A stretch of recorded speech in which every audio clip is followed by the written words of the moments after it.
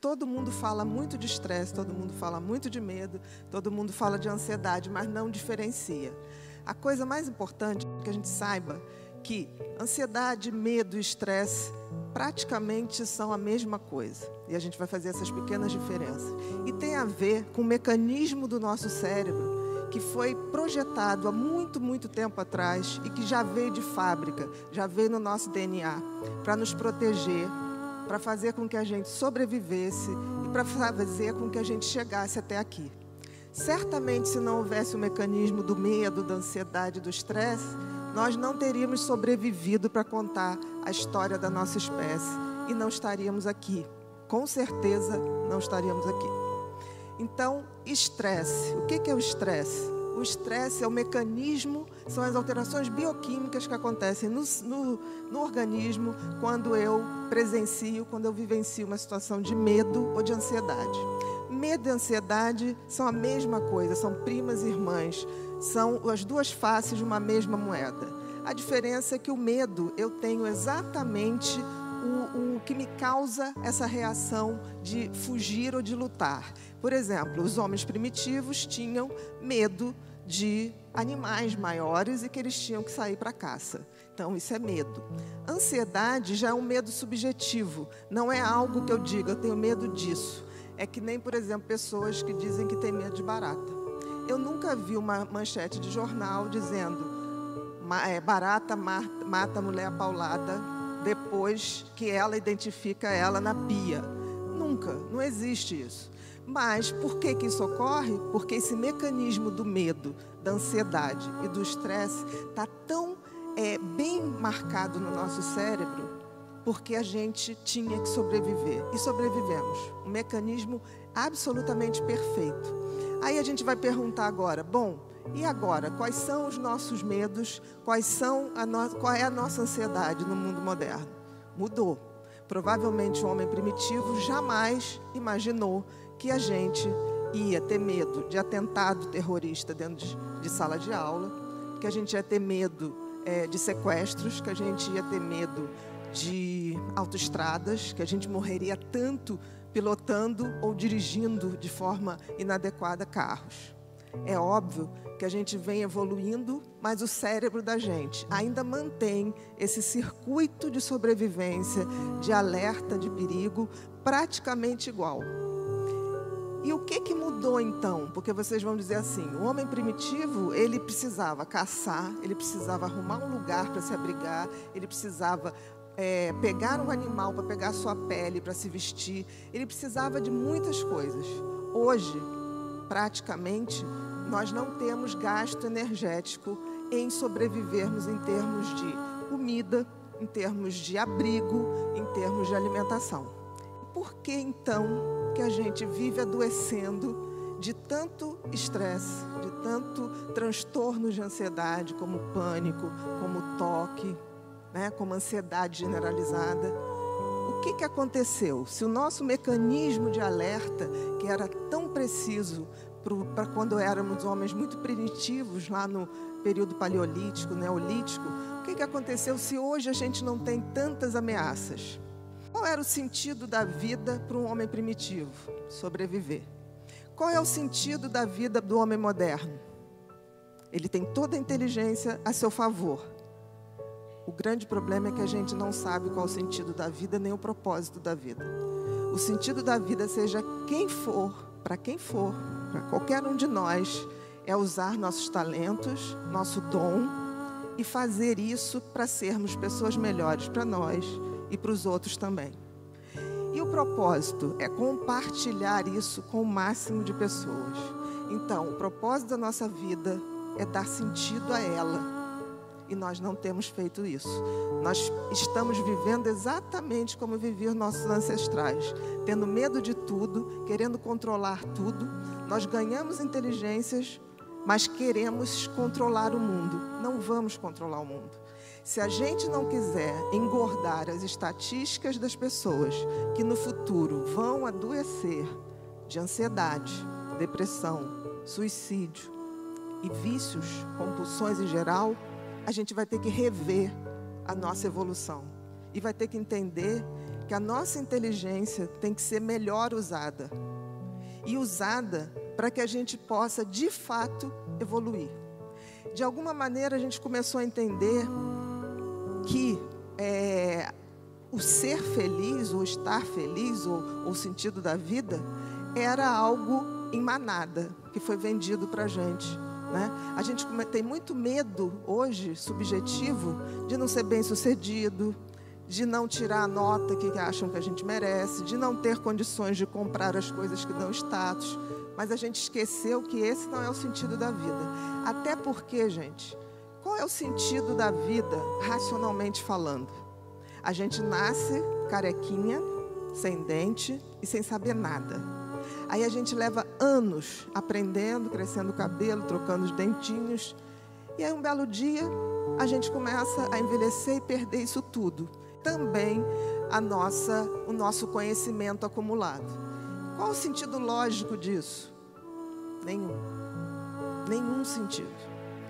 E isso significa que, de forma totalmente burra, a gente continua acionando os mecanismos de medo e ansiedade como éramos quando éramos homens primitivos. O que nós temos que fazer se a gente não quiser adoecer de ansiedade? Existem outros circuitos, muitos outros circuitos dentro do cérebro. E os circuitos que vão fazer a gente cumprir o nosso sentido da vida, dar sentido à vida, de sermos melhor para nós e para os outros, ele começa quando a gente começa a usar outros circuitos do cérebro que estão muito pouco utilizados, que são os circuitos da empatia, o circuito da gentileza e o circuito da compaixão. As pessoas falam muito disso, mas não praticam. Eu vejo muita gente ter empatia, mas empatia por empatia, gente, é nada. Empatia significa que eu me sensibilizo com o sofrimento do outro, ok? Mas o que eu faço para mudar o sofrimento do outro? Se eu não tiver compaixão, eu não faço nada. A compaixão é que me faz agir para diminuir o sofrimento do outro. A gentileza é um circuito que a gente pratica e que a gente vai abrindo novos circuitos no cérebro. Quem de nós se programa aqui para fazer coisas desse tipo? Aí depois fala assim, eu ando tão estressado. Não tem jeito, um circuito antigo, como era o circuito do medo, da ansiedade, ele só vai ser desativado ou mais ou menos equilibrado se a gente acionar outros circuitos. E os circuitos que nós temos que acionar são os circuitos da solidariedade, o circuito da gentileza, da generosidade. Só assim nós vamos ter menos ansiedade, vamos ter menos medo e vamos viver num mundo um pouquinho melhor. Não é uma utopia o que eu estou falando, é simplesmente um conhecimento em cima daquilo que o cérebro mostra para a gente. Nós ganhamos um cérebro novo, mas utilizamos ele como se ele ainda fosse velho. A culpa é nossa. Por quê? Porque a gente não usa o conhecimento para mudar as coisas. A gente hoje, a grande maioria das pessoas, vive em movimentos de manada. Não precisa muito, a gente vai a um shopping, se tiver uma loja cheia, todo mundo quer entrar na loja cheia. Ninguém quer na vazia. Então a gente anda reproduzindo comportamentos. E se a gente para a pessoa e fala, qual o sentido da sua vida? Ter filhos, família, constituir uma família, ter um trabalho, não é o sentido da vida. É o meio para se chegar ao sentido da vida. Porque o sentido da vida, gente, é a gente que faz. Dar sentido à vida talvez tenha sido o que um cérebro tão maravilhoso nos fez ver. Eu não tenho sentido lógico. Se não tem, eu tenho que dar sentido a isso. E dar sentido a isso é lembrar que nós estamos aqui não para sermos satisfeitos o tempo todo, para poder estar alegre o tempo todo. Nós estamos aqui para evoluir. E a evolução passa por sair da zona de conforto, ir em direção ao outro. Queremos ou não, nenhum de nós está desconectado do outro. Se a gente não entender isso e não aceitar que a vida é breve, é passageira, mas que nós estamos aqui para evoluir, a gente vai o tempo todo estar em estresse porque a gente quer mudar o que não pode ser mudado. A gente quer ser eterno, mas a gente não é. Justamente não podemos ser eternos, porque senão não cumpriríamos nossas tarefas. E outra coisa, se a gente não conseguir entender o sentido da vida e o propósito da vida, que é distribuir isso, abrir essa generosidade através dos nossos talentos para todos que estiverem ao nosso redor e o máximo de pessoas que a gente tiver, nós também não conseguimos a tal da evolução espiritual.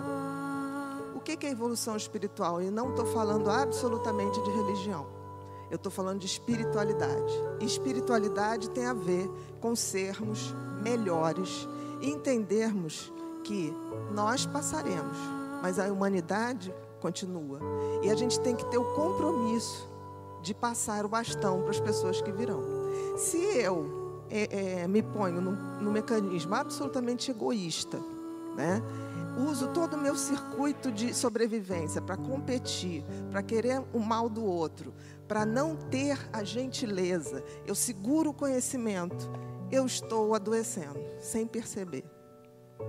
E isso não é o meu só, o meu ponto de vista. As pessoas estão adoecendo exatamente por isso. Vamos ter muitos mais quadros de ansiedade? Vamos, porque as pessoas ainda não entenderam que estamos de passagem. E a evolução espiritual, no fundo, seria nossa conexão com tudo que há de melhor no universo. Uns chamam de Deus, outros chamam de Alá, outros chamam dos orixás, não tem a menor importância.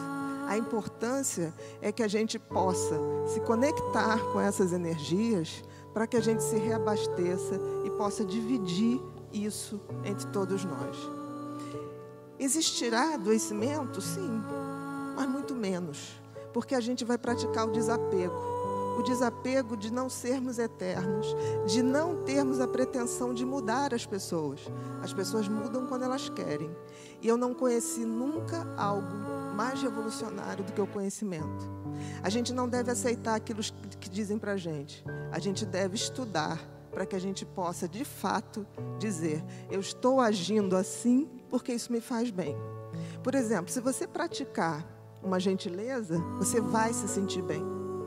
Aí você vai falar assim: não me senti tão bem no início. Faça a segunda, faça a terceira. Porque o mecanismo da competitividade, do medo, ele está acionado há muito tempo.